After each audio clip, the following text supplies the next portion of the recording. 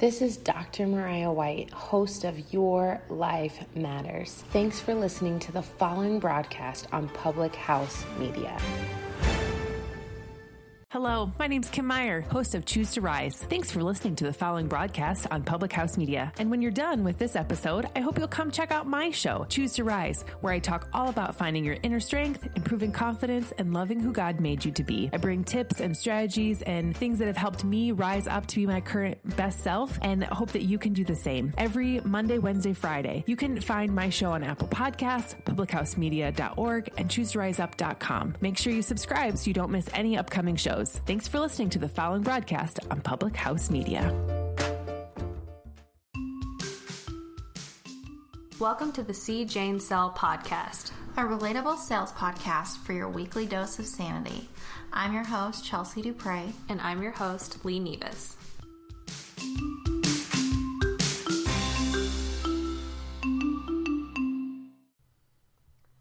Hello, and welcome to another episode of C. Jane Sell podcast.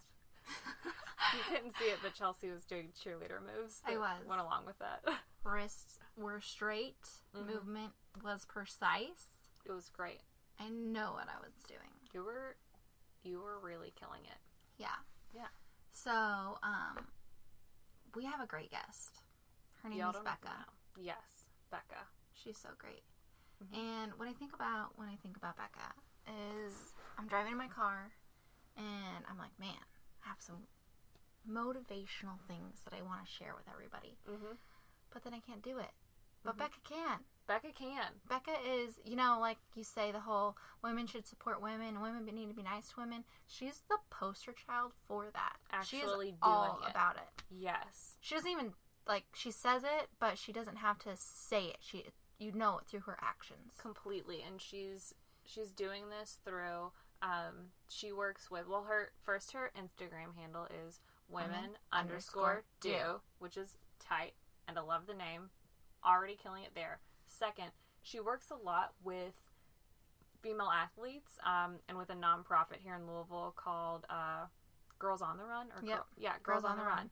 That essentially just gets young girls together and teaches them why, certain things are bad and why you're supposed to be, nice to people and kindness. Body image. Yes, and oh my gosh, body image, which is so important to talk about at a young age, because at any age. Yes, but but I know what you're saying.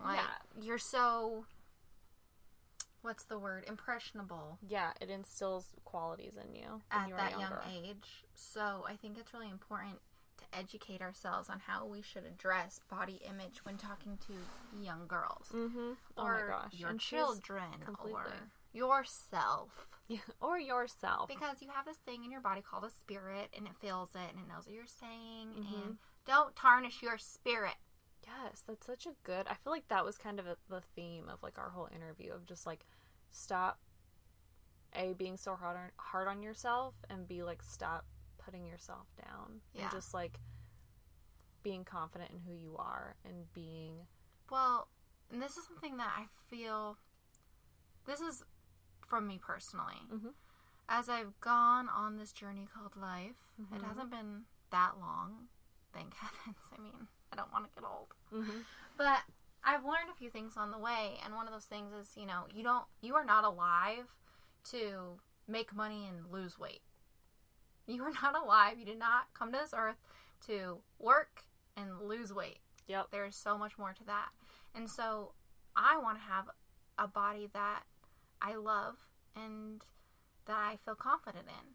But I also I've gotten on a different train of thought that doesn't have to happen overnight. It can be, you have your whole life to perfect your body. You have your whole entire life. So why not try to do the little things about eating healthy or being more active? My coach said something to me that I thought was really crazy. I shouldn't say it to me, she posted about it. And she said, when you have a dog that's overweight and you take them to the vet, you don't put them on intermittent fasting or the keto diet. You give them better food, you control their portions, and you exercise them. That's what you do. Yeah. And I think that's just something that I've taken with me as far as like body image and how I address it. So that way it's not like always talking bad about myself, which hurts me and then hurts those around me. It was something we talk about here in a little bit. Yeah. But also it gives me a little bit of a break. Like I have my whole life to do this. You do. And my body is great. Like it can walk, it can touch, it can feel, it can move. That's what you have to be aware of. So great. As like, and I'm thankful for that. Thank you, body. Be completely, and you have to be thankful for your body no matter how you look, because especially like there's some people out there who have like ridiculous medical conditions that they're not gonna ever be like super skinny, or they're not ever gonna like be able to be this curvy perfect person. Stop talking like, about me. But it's like you have to realize that body image is just such like a crazy illusion that has been marketed to us by just like social media and like how you're supposed to look and like what's desirable or whatever. If you like you and you like how you look and you feel good, then you have an awesome body. And that's what you have to just Well, I think the biggest thing is just be healthy. Well, yeah, if you feel good, completely. You're going to be healthy. If you're not healthy, you won't feel good. No, completely. Put the good things in your body. Yes. Be healthy. And cut yourself some slack. Yes. Drink water. Eat your vegetables. Take a nap every once in a while. Drink your water. Yeah. That's the best advice I can give you. You're having a bad day? Well, how much water have you drank? I know. That's every time that Chelsea and I are having a bad day, I feel like it's just a continuous circle of one person asking the other, well, have you drank water today? Are you like well hydrated? Like, I feel so terrible. So, yeah. But anyways, that's what we talk about. And she is great. And she talks about coping with failure. You know, she works with athletes that have a dream and get hurt, and how they cope with that and how she helps them cope with that. So from young girls that are 10, 12, 15 to college D1 athletes. I almost said athletics. Athletics. So it's athletes. She talks about from body image and self-image and self-worth to overcoming trials to overcoming defeat. You got to pick yourself up and embrace the failure. You don't have to welcome it and encourage, like, completely. Yes, I failed. But, you know, move on. Embrace it and move on. What did she say that I really loved? She redirected. There we go. Redirect it. Redirect this to the interview, please. Yeah. Well, we won't. I guess we'll just like stop talking about the interview and let you listen to it because it's so great. Because it is great. Thank you so much, Bekah, for coming on. We love you. Oh, she's awesome. And we talk a little bit about the U.S. Women's National Team, which made me very excited. And if you listen, you would not be surprised. Yeah, I know. You would not be surprised by my past. Cool. All right. Well, without further ado, here is Bekah with Women Do.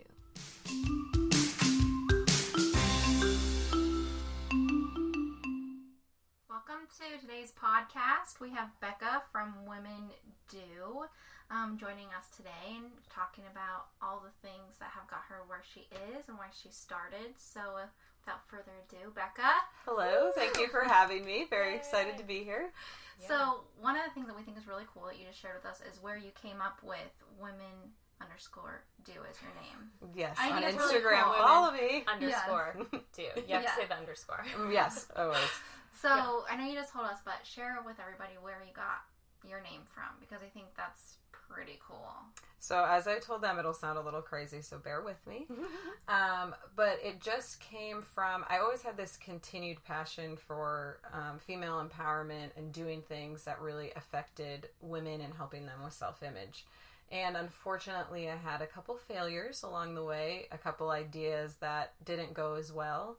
And I had done a blog actually 5 or 6 years ago, just was really afraid to share it out there. So I just kind of wrote it for myself, and that ended up kind of going away. I tried to start a program at work that ended up also failing in a sense, but redirecting me, as I like to say. And I was just in church one day, and the minister was just discussing how are you going to affect change in the world? What is your place? And just in my head popped Women Do, which I know sounds a little crazy.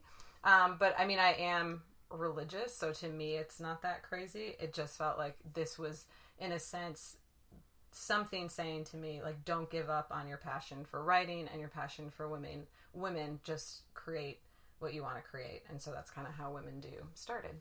That's incredible. Really cool. I love that. Yeah. I love that. So you work with a lot of women. I do. And which is cool. No, it's not. Yeah. So you are in sports medicine. That's correct, yeah. And you work with a lot of athletic people. Mm-hmm. And we're talking about how self-conscious and self-awareness and how all of that plays in together. Mm-hmm. So that's what we're going to be talking about today. Yeah.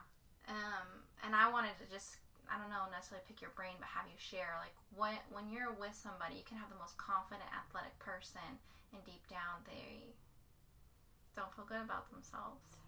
And that's what's been the craziest for me from my experience. So as I told you guys, I'm an athletic trainer, which for me, I've done mostly the college setting. So that means I'm with athletes 24/7 sometimes. Yeah. And yes, it's about their injuries, but it tends to be sometimes they're in the athletic training room and they start talking while we're doing a rehabilitation, or they just start to come in because they feel like you're someone that they can trust because they're around you so often. And what I started to find, which I think always surprised me, is that it never mattered how athletic they were, how smart they were.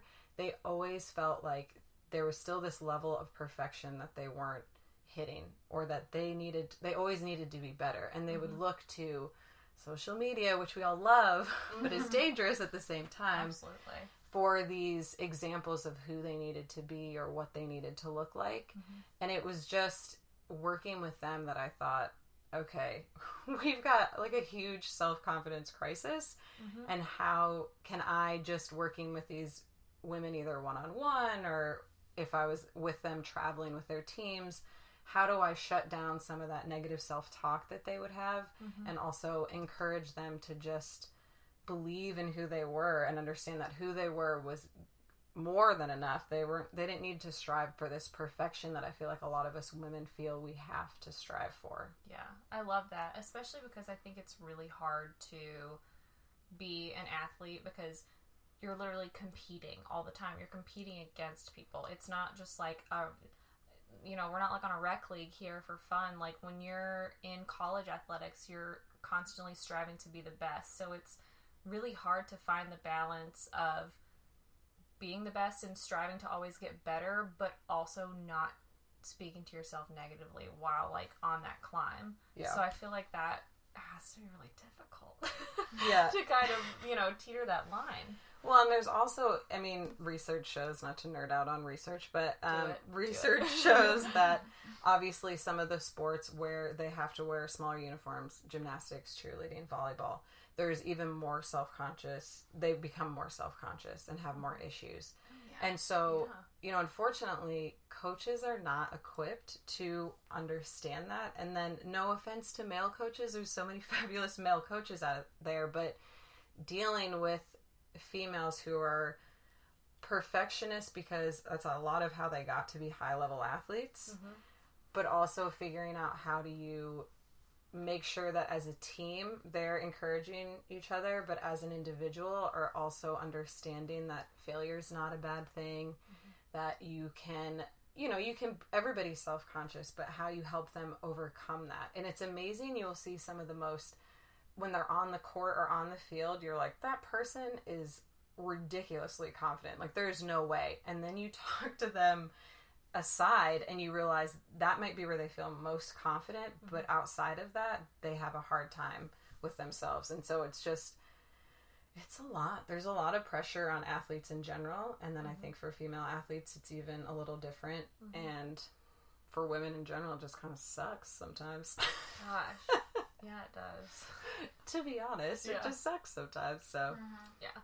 Well, I've always been a huge sports fan. Like I follow women's soccer a lot. Like Chelsea knows this, and I don't know if you know this or not, but like I'm also obsessed with U.S. women's soccer. Okay, good, perfect. But I've always been like such a huge advocate, because for me, like I was never involved in sports when I was younger. I played a little bit when I was in like elementary school, but I was like really bad. And then I gravitated more towards like the arts and towards like theater and dance. But like I really wish that I would have stuck with sports, because there has been like so many studies that have been done where like your self-confidence has been boosted, if you are a female that is in like an organized sports team, or like your social skills are boosted, like what do you think is the best way to like, because we have a lot of moms and stuff that listen to this show, what if they have like kids who don't really want to be in sports? Like what do you think is like the easiest way to maybe like push them in? Just because I really wish that my mom would have been like, Lee, play a sport, but instead she was like, go off and dance some hula hoop, or whatever in the yard. And I feel like I missed out on that like team building, like, you know, aspect of my adolescence. So I grew up playing sports, so I'm like the opposite of that. And what I'm going to plug Girls on the Run because it's a fabulous program that I work with. What I have actually learned working with them. So this is one of those programs that if you have maybe a young female who's not really that interested in sports and you're like running, oh gosh, it's not like that. Yes, they do run, but it's all very fun. And the thing that's beautiful about some of these groups like Girls on the Run, and obviously I can only speak to that because that's the one I work with, but there's other great programs, is that what they do is they get these girls together and they kind of do a lesson at the beginning, and it's all about the girls, and they're like 8, 9, 10. They're so adorable. I can't even describe to you. They get them together and they talk about different things, like why gossiping is bad and why other females are really your friends, not your competition. And then at the end, they do running.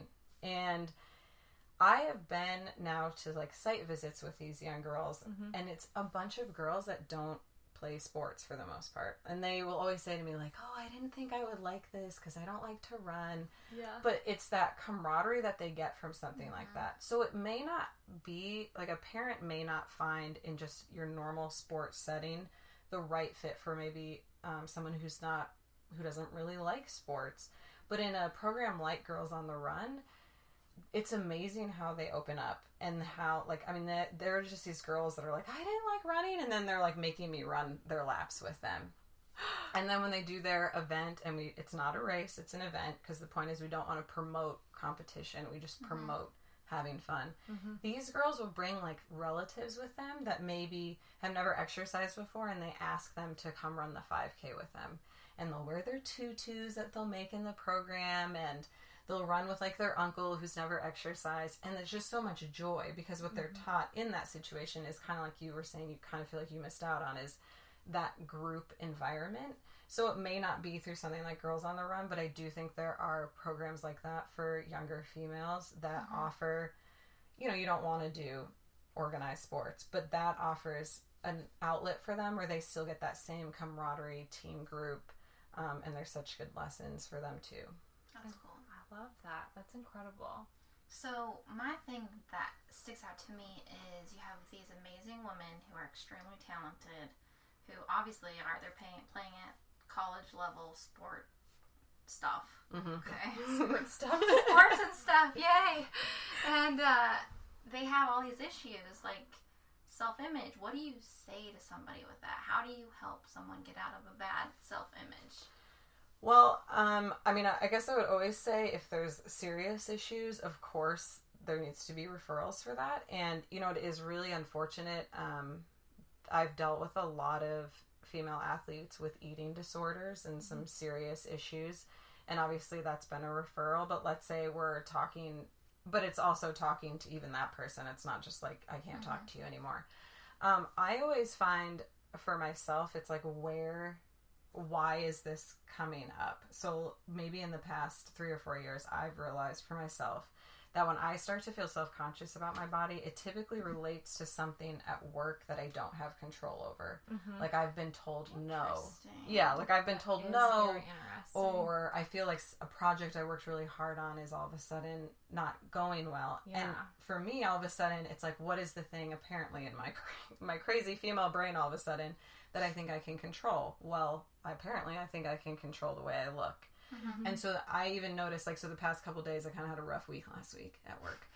So the past couple days, I was like really harder on myself, and I'm like, what is going on? And it hit me last night. I'm like, because you've had a harder last week, all of a sudden now you're projecting that onto yourself. So I always, like, what is the root of it? And it's always different for everybody.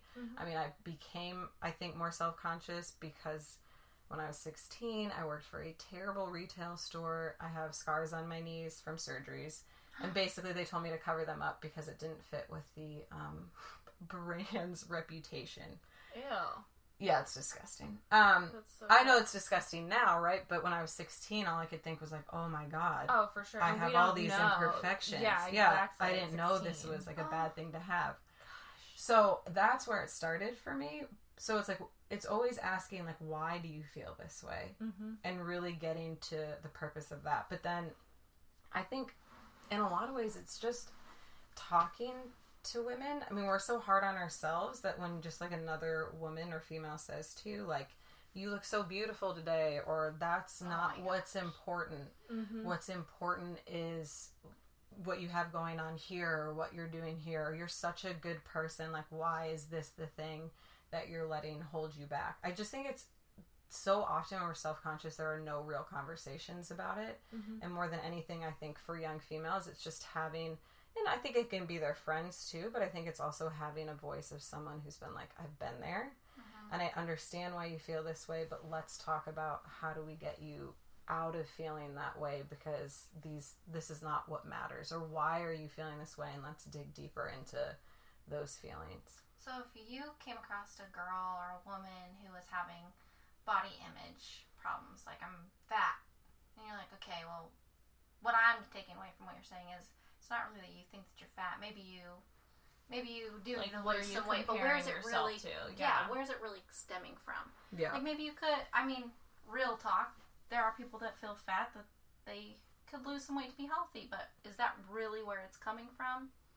Probably not, especially with a younger girl, you know, like, or even like you were saying, you had self-confidence, or you were feeling bad about yourself. You have no reason to feel bad about yourself. You said something at work. So how would you go about helping somebody with that? Be like, okay, well. I mean, I think it's like, initially, I think it's always the words that we use. I do this other fabulous thing called Prom Project. Oh my God, everybody should do it. It's these girls come in and they're from underserved communities. Dresses have been donated, and I get to be a personal shopper, which is like my favorite thing in the world. And I just walk these girls around, and we do personal shopping for their prom, and we pick out their dress and their shoes. And these girls, like, they say such terrible things about themselves. Like that I'm fat, or I don't look good. And it's like, no, this dress is wrong. So, like, let's reframe how we speak about ourselves. There's also situations where, I mean, unfortunately, the females in our lives speak, and I pray to God, but I know it happens all the time, that they're not saying it to us, but, you know, people hear what you say. So if your mom, you know, you're with your mom one time and she's like, oh, I look so fat in this, all of a sudden that starts to get into your head too. Like, that when you feel like you don't feel good, that must mean that you look fat. But that's probably not the case. And we've never solved anybody's problem by shaming their body. No. And so if we can not do that and make them feel, and just use the right words and understand, if you're dressing somebody, literally it is just, there's a million clothes in the world. Like, at the end of the day, a million of those things are not going to all look good on you, but that's not your body. That's just the clothes. So let's, like, change the mindset of how we talk about our bodies, but also how we talk about other bodies, and just change the words that we use. Yeah. Well, it makes me feel so sad, like, when people are like, you're like you're fat, or I feel fat, or something. I think that it's really important to promote, like, being healthy and taking care of your body, but as a goal in general, one day I might be a mom, I don't know, I would hope, instead of talking about fat, more so talking about having a healthy lifestyle. And like you said, okay, what else is causing you to feel like that? Is there something you can't control? So you're saying this is how you can control it, or finding a better way to dress your body. Yeah, or just like the words that we use. I think that that's really important. I think that you really touched on that, of just like, it's so easy to, if you're feeling bad about yourself, to like talk bad about yourself and not think that it's affecting other people. And so it's just like, words are so powerful, because like, I remember, like, I had a friend in high school who was very overweight. I mean, she was awesome, super happy about it, but I felt like I would complain about how I looked all the time, and I was like normal, and she like actually like sat me down one day and was like, Lee, she was like, I love you, girl, but like the more that you keep calling yourself fat, like that makes me think like, what are you thinking about me and like how I look? And I was just like, damn. I was like, I never thought about that because I was just like selfish and I was just complaining about my own self. And I'd never been like, oh my God, she's disgusting or anything. But like the fact that I was complaining about my own body, like you have no idea how that makes someone else feel in the room. And I think it's just. Well, and yourself too. Oh, for sure. Like you might just say one time like, man, I look really fat. But hello? Yeah. You're someone inside that head of yours is taking that in. Well, and the things that you'll say to yourself, oh God, I hope, for the most part, you wouldn't say to other people. Right. So you're like so hard on yourself. But speaking to what you're saying about your friend, I follow this amazing, I'm going to mess this up, I want to say it's your fat friend. And I think it's like YR fat friend on Instagram. And I have learned so much from that account because she was saying like the same thing. Like what people don't understand when you're always saying, I'm this, I'm that, is then if someone is maybe, yes, her. Yep. If somebody is bigger than you, they're like, if they feel that way about their body, then what the heck do they think about my body? Yep.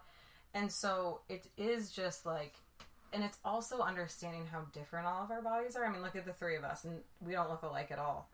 But we're all eating differently and moving differently, and there's nothing wrong with how any of us look. Yeah. But when we've grown up in this idea and we can say it's gotten better, it's gotten a little better. But there are still certain body types that we hold up on pedestals for young girls to look at, and we still say that's the only body, that's the right body. Yeah. And so they're still seeing the wrong idea. You know, like I said, I think social media has made it a little bit better, but in some ways it's made it a little bit worse. So I think it's really important too for like young girls to understand that we're all going to look different. And even if we did do the exact same diet, the exact same exercise, how our body responds and what we look like is just, it's not going to be the same. Yeah. And that's okay. For sure. And we would be so boring if we all looked the same. Stepford Wives. Totally would. Yeah, exactly. Yeah, and I think we're having more, the better thing is that we're having a lot more conversations and we're having a lot more openness and like we're being able to talk about like, you know, there's brands like Aerie and stuff that do like no photoshopping at all in their photos, which I think is so bomb and so amazing. But with that also comes, now it's like Facetune can be downloaded like at any moment and anyone cannot look like, and it's crazy. It's really like we literally make one stride in one direction and then two steps in like the other direction, and it's really difficult with now everything is just so like consumable at our fingertips on our phones, and so we can't tell the difference a lot of time. No, as far as like what is real and what is not real, and God knows men can't tell the difference even worse than we can, so that's even worse. But that's a whole other subject. Yeah, they cannot. They cannot. Oh my gosh. Well, my next question for you is, when you see somebody who's at the peak of their career and they have a huge failure to them, we'll say like an injury, because that's maybe in their mind that is a failure, because now what if this opportunity is lost and this opportunity is lost? What is the process like that? Because you go with people through these processes. Yeah, I mean, I think it's easier. I really hate when people say, well, it's almost like they're like, failure is amazing. You should be so excited about it. Like, nobody is excited when something fails. Yeah. That being said, like, I think feel the failure, especially like, so if you're talking about an injury, you have to take people through the grieving process. Like, what does it mean now for, hopefully it's not career ending, but even if it's not career ending, what if it's season ending? And what does that look like for them? For an athlete, that's a complete detachment from their team, unfortunately. And that's not the team trying to make it a detachment. It's just that now you have an injured player who's not in practice, who's maybe on the sidelines, but that feels different as an athlete to be on the sidelines. Oh, yeah. And that's a huge knock to one's confidence. In life in general, you know, failure sucks. God knows I've had plenty of them and I haven't been psyched about them, but being 34 now and like turning back around and seeing some of the things that were failures in my life, just seeing the redirection. And those redirections could have taken years. And that's fine. That is what it is. But at some point, it's like you just have to realize that failure is going to be, it's going to happen. You can't be afraid of it. That doesn't mean you're going to be excited when it happens either. But it'll happen, and it'll kind of just redirect you to something else. For an athlete, it's just what I've always found with an injury is the busier you can keep them in rehab, like pushing their mental limits as far as, and keeping them safe injury-wise. Pushing their mental limits really helps them. And I work with an amazing woman named Vanessa Shannon, who is the sports psychologist at the University of Louisville. And she is one of those people that's just taking that to the next level, understanding that, especially like high-level athletes, like D1 athletes, you really have to we're in just a new generation that needs more one-on-one attention, who needs to really understand performance from a psychological aspect, and she really helps people get over the hump. So it's amazing, like a place like Louisville, probably a lot of D1 schools, but Louisville's really doing a great job of it, is taking the athlete and not just rehabbing them physically, but how do they also get beside them and take them to the next level mentally and keep them fine-tuned there as well. So it's a lot that goes into being injured or failing. It's just, you have to realize that at the end of the day, it feels like the worst thing, and you're allowed to feel that, but you will move on, and there will be like a redirection in your life. Yes, I love that, especially because I think there has to be some sort of like mental rehabilitation after an injury, because for me, like, think about, obviously I'm not an athlete, but I'm trying to think of something similar of like, maybe I like stubbed my toe really hard. For the next like couple weeks, I'm going to be like really nervous, like walking by a table. Like, can you imagine like having a horrible ACL tear on a field and then having to get back on that same field once you're rehab? Like, I would be so paranoid and so nervous to do the same thing. So I think that to actually take the mentality behind it and be like, it's okay. Like, it's a new day. Like, you're going to be fine. Like, I think that's really important and awesome. Well, and I always tell athletes, especially when I was working more in the college setting, like, your body gets there long before your mind does. Like, it will do things, and your mind is like, I can't do that. Like, that's how I injured it, or if I jumped, that's... Yeah. And so that's why it's important to work with the right people on, like, the mental aspect, but then when you are doing rehab, to push the physical limits in a controlled setting so that they see, like, oh, I can do this. And then obviously you slowly progress them out to their sport. But you really, athletes like love to be pushed. That's why they're so much more fun to do rehab with than like the general population. Sorry, general population. But it's just the joy of being able to push them to a limit, and you can see like the click in their brain, like, oh, I can do this. Okay, next thing. And you know, that's how you really get them over the hump. But honestly, that's anybody. I mean, if you have an old lady who falls on the ice and fractures her hip, and you got to get her back to balancing after surgery, it's in that controlled setting, just slowly showing her that she can balance, that she can get back out into her life. Because the last thing you want to do for anybody is, after any injury, make them think that their life won't be as fulfilled, or that they can't do the things they want to do.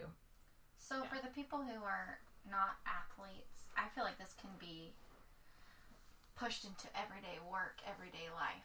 Like the same type of scenario with failure, defeat, or feeling down on yourself. So how would you take what you do with an everyday athlete that has got hurt, or they're trying to rebuild? How would you transition that to give advice to somebody who isn't necessarily playing a sport, but they're just playing that life sport? The game called life. The game called life. Exactly. I mean, I think it's that same thing. It's like you have to push yourself.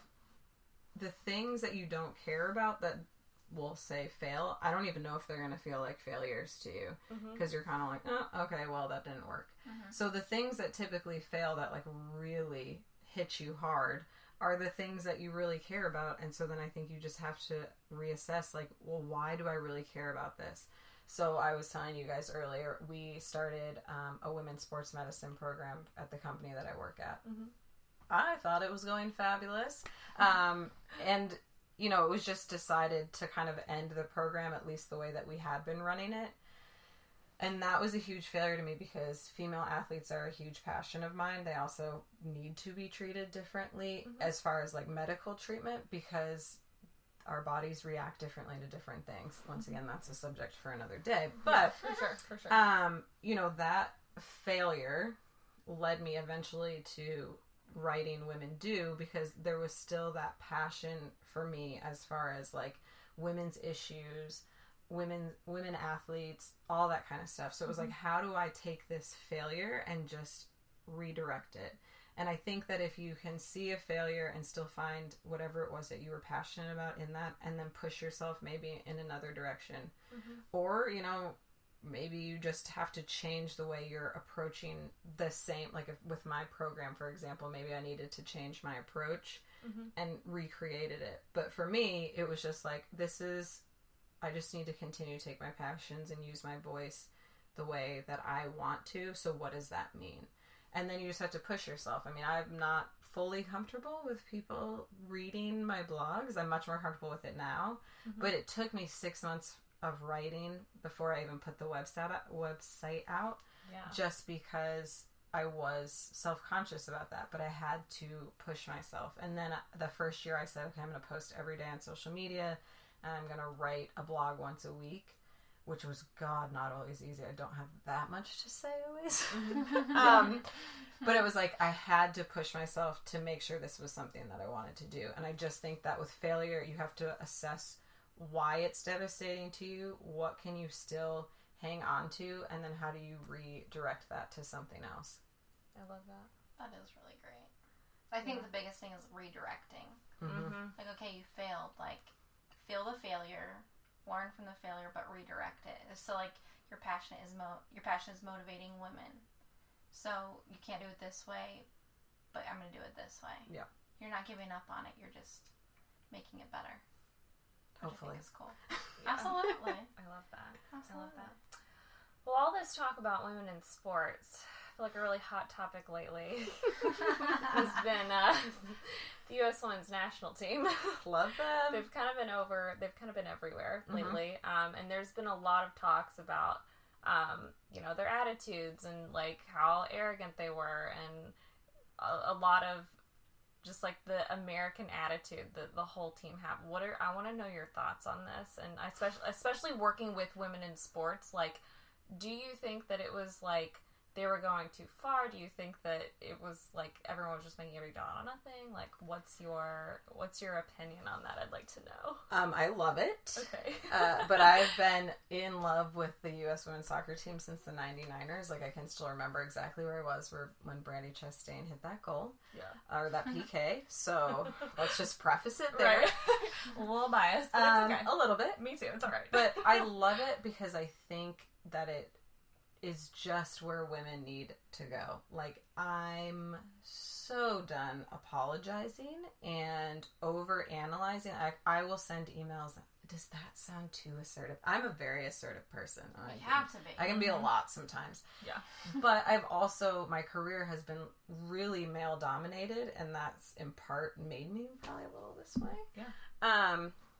But I just think they are where females, not just athletes, but in general, need to be just unapologetic for who we are and taking over the world in a sense. I've worked with plenty of athletes, and at the end of the day, like I said earlier, they might be confident on the field, and those women are confident on the field. But they're also showing their confidence off the field, and that's what people aren't used to. And there's nothing wrong with being that way. I mean, how many male athletes, like Alex Morgan said, I won't repeat what she said, but you know, the celebrations that the male athletes have done, but even if you look at the NFL, the celebrations, it's sport. That's what sports are meant to be. People are just taken aback because it's females being unapologetic about being good athletes, or as Megan Rapinoe said, like, I deserve this when she was at the World Cup parade. Yeah, you do deserve it. I mean, you put in a lot of work to be that high level of an athlete and to be paid what they get paid, which is not very good. They sacrifice a lot, and they shouldn't have to apologize for it anymore. And what I love that. they've given to... I read this amazing book just about the U.S. women's soccer team, basically from the 91 team all the way up to this one. Mm-hmm. The time that, like, Which Julie book was Foudy and Brandy Chastain and all these women put in to create what it is now. Like, this is not an overnight creation. Right. This was women making a decision that they were going to change how they were treated. So you know what? Absolutely. When you do it, put your arms out and take a bow. Like, I have no problem with it. Completely. You totally And it's not should. just like, I feel like for so long we just expected, especially female athletes, to just like be happy to be here. Like, I'm just so grateful to be here. Like, no, like you deserve this and you should celebrate to the nth degree. Yeah. I agree with Yeah. What book was it that you read? It's by Caitlin Murray. I was going to say, was it Caitlin Murray's Did you book? read it? Yeah. Yeah, it was amazing. Fantastic. Yeah. And Abby Wambach's book also says something about, like, being grateful, but also that doesn't mean that's all you have to be. I think it's important to be humble and proud, but you deserve it. You deserve it. Yeah. You know what I mean? Completely. Like, the fact that she says, I deserve this, you 100% deserve this. Well, Yeah. who in their job hasn't worked their butt off and been like, and doesn't always get maybe some of the appreciation that you should, For sure.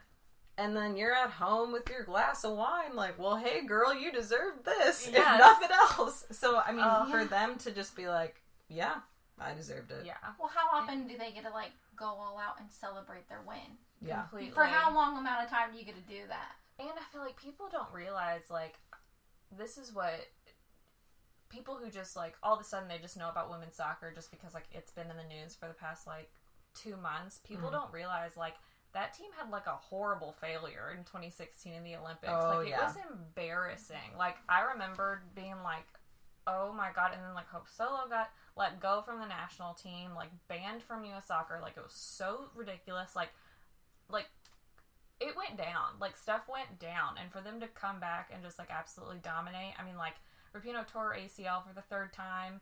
And then everyone thought that she was, like, done for and over and was just, like, retire, you're too old. And, like, now for her to come back and just, like everything about this World Cup was just, like, yes, you all deserve this. Literally, you all deserve this. And you should be stoked. Well, people also think that they were the favorites. I mean, yes, people picked them, but people weren't guaranteeing a win from them based on how they did in the Olympics, how they'd look iffy in some of the friendlies before. Yeah. So, And they were not looking too whatever. hot, and They were amazing. Yeah.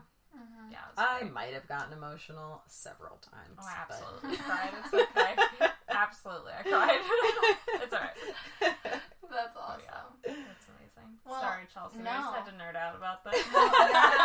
Well, US from I'm soccer sitting team. back here, I'm thinking, like, this, as great as that is, it totally relates to your life as a working woman. For sure. You Yes, it does. you reach a goal, you should be like, I deserve this because you did, because you worked for it. Mm-hmm. And a lot of times people aren't going to expect you to be number one. They're not going to expect you to win. Mm-hmm. And that's fine, but it just is going to feel so much better when you do.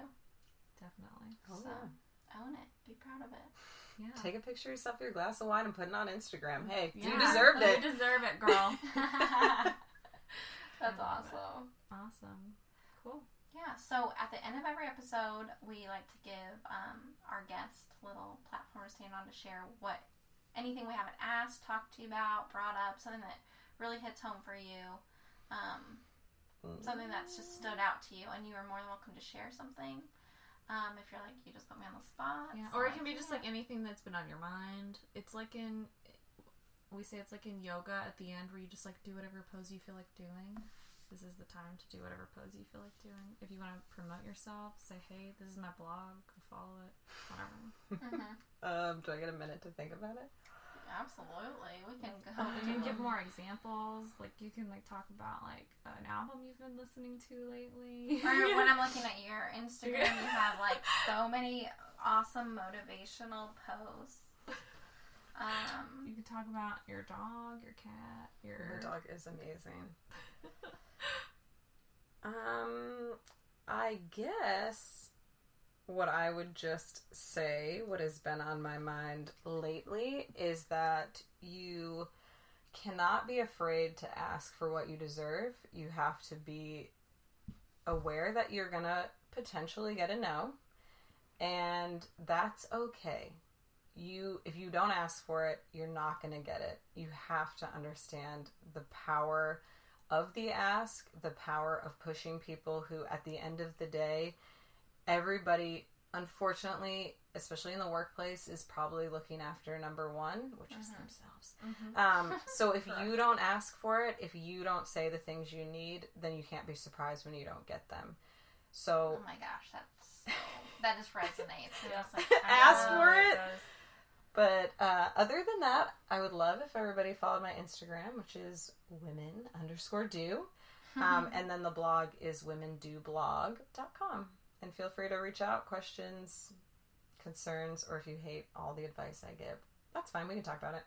We can talk about it. Fine. I'm fine. We can talk about it. That's awesome. Well, thank you so much for coming today. Thanks for having me. Yes, I thanks loved it. for the good vibes. Absolutely. Hopefully, always. I Always try. good vibes. Always good vibes. Cool. We'll make sure to tune in next week to another episode. We have another awesome guest on next week that we will tease. Oh, I like that. That's your tease right there. That's your tease. We're going to tease you about somebody. Follow us on Instagram at CJ and Cell Podcast. You can like us on Facebook at CJ and Cell Podcast. Right? Yep. Okay. I'm like, what is our Facebook? And please like, subscribe, rate, review. It helps our ratings. Love you. Have a wonderful Thursday. And we'll talk to you next week. Bye.